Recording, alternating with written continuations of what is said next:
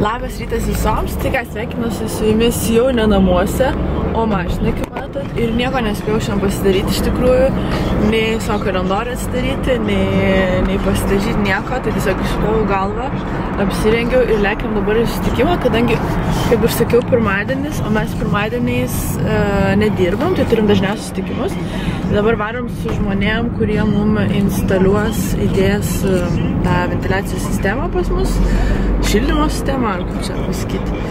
Ir po to neturėsim, o varysim valgyti su Maniškio mama, jinai nusipirko naują namą, tai žiūrėsim, varysim aplankyti, tai sutiksim vėliau. Atvažiavom mes į patalpas ir laukiam akinuko 15 minučių ir kai Maniškis paskambino, pasirodo, kad Maniškis suklydo, sakydamas laiką, tai pasakė ne 10 ryto, o 14 valandą, šalta. Ir ką, aš labai noriu ko nors karšto, bet čia nieko nėra. Buvau pasiėmus savo gertuvę, įsipyliau kavos, bet viską išgeriau jau. Tai va ką, laukiam tada to, kuris užsiema air conditionais ir varysim po to valgyti pas Maniškio mamą. Aš taip sušalau, žinokit, net Maniškis pastebėjo, kad mano lūpos mėlynos, tai dabar šildausi.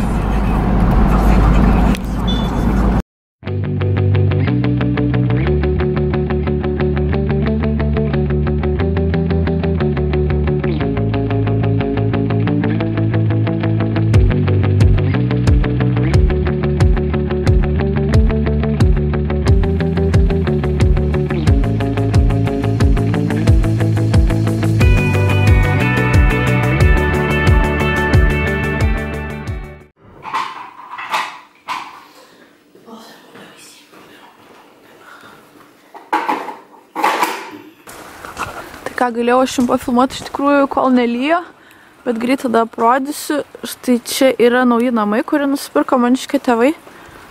Mama tiksliau ir jos draugas. Tai va, čia jų pusė. Nu, čia yra didžiulis dvaras ir jie nusipirko šitą būtent vietą. Čia yra jų terasa ir gaila vidaus neparodysiu, bet yra 2 miegamieji su 2 voniom ir dar kitoj pusėje terasa. O viskas atrodo štai taip. Štai pats namas, matot, yra nerealiai gražus. Provincijos namas, ten yra upelis, tada medžiai, čia Maniškio mamos draugas, štai žiūrėkit, koks grožis. Gamta visur, miškai, štai ten yra baseinas, kurio aš neįsiu, nes žiūri šalta ir lyja. Tai čia kita dalis namo.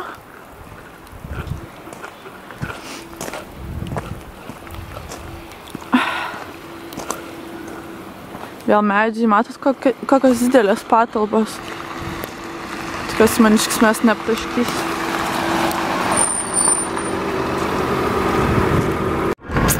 Tai ką mes pavalgėm, numigom pietų miego ir dabar varysim į Kanus, nes Maniškio pusbrolis tenais yra. Ir žiauriai laimingai, nes aš gyvenau Kanuose 2 metus. Ir iš tikrųjų dažnai, kai aš su žmonėm šneku, tarkim, kurios pažįstu pirmą kartą, su kuriais tik susipažįstu, tai tarkim pradedam šnekėti ir sakau, va, aš čia gyvenau porą metų. Čia gyvenau porą metų, tenais gyvenau porą metų. Ir man visą laiką žmonės sako, tai kiek tau metų?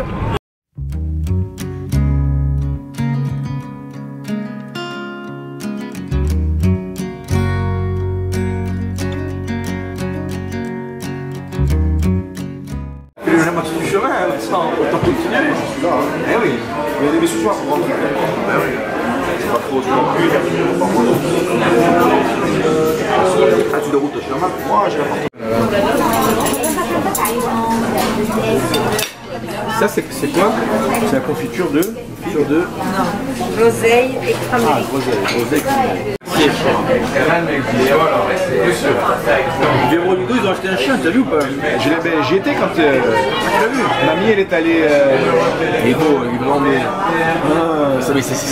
Il a grandi là. Ouais, je l'ai pas vu depuis longtemps.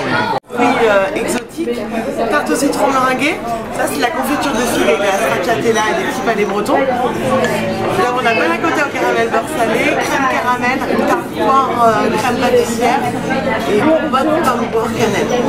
Là, pendant 2 ans, j'ai fait l'hiver avec eux entre temps, la saison à la plage est terminée ce dernier.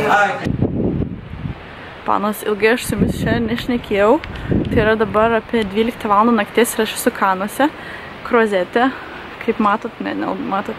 Tai ką tiesiog norėjau pasakyti, kad šiandien labai daug su jumis nešnekėjau, bet vien dėl to, kad mes šiandien ryte turėjom susitikimą darbo, po to važiavom pas Maniškio mamą su jos draugu, tenais pavalgėm, truputėlį pafilmavau, ką valgėm.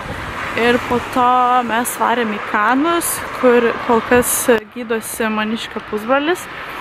Ir varėm išgerti po kokteilį, tada varėm pavalgyti. Dabar 12 nakties. Ir mes varom namo, tai net nežinau, ką jums filmuoti, pafilmavau, ką mes valgėm. Ir tai tiek. O ką, man dabar labai tokia nostalgija, kai Kanuose praleidau kelis metus, tai to restorano, kur mes valgėm, tas bosas dirbo klube, kuriam aš dirbau. Tai pakalbėjom apie senus laikus, kaip kada kas dirbo, kokie klientai būdavo ir kaip būdavo anksčiau faina ir kad dabar žmonės visai kitaip leidžia savo laisvalaikį, labai visi skaičiuoja pinigus ir labai nori pasirodyti ir panašiai, ir kad anksčiau buvo labai faina, o dabar visi tik tai atvaro į klubą vien dėl to, kad parodyt, kiek turi pinigų ir panašiai. Tai va, baigsiu aš tada plepėti, parodysiu jums šiek tiek, kaip atrodo Kruozetės Kanų, nors šią naktį niekur nesimatys. Ir mes praeisim pro Kanų festivalio tą vietą, būtent tos rūmus, palė, vadinasi, ir nežinau, jeigu bus kažkiek šviesų, aš jums parodysiu, nes dabar naktis tai nelabai matosi.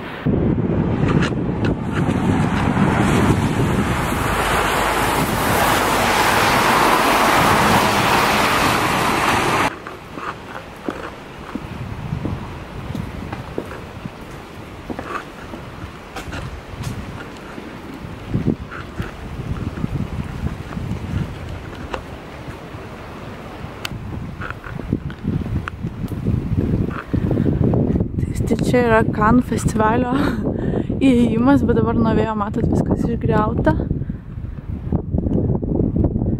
Ir dabar ieškom, kur mes pastatėm mašiną, nes pastatėm mašiną šitam pastate. Silvestro Stalonės ranka. Palyginti su kitom, tokia pakankamai didelė atrodo. Tokį pabandysiu aš savo ranką tada įkišti.